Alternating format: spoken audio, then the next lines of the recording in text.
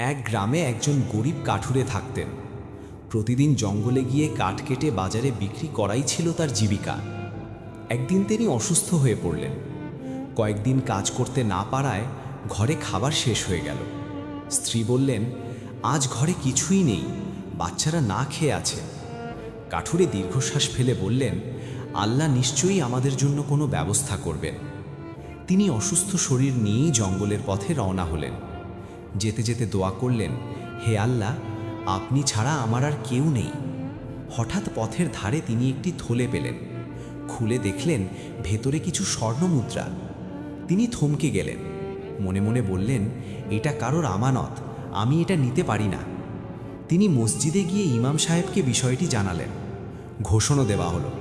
কিছুক্ষণ পর এক বৃদ্ধ এসে কান্না ভেজা কণ্ঠে বললেন, এটাই আমার থলে, অনেক দিনের জমানো সম্পদ। বৃদ্ধ খুশি হয়ে কাঠুরেকে কিছু মুদ্রা উপহার দিলেন। সেই দিন থেকেই কাঠুরের জীবনে অভাব দূর হয়ে গেল।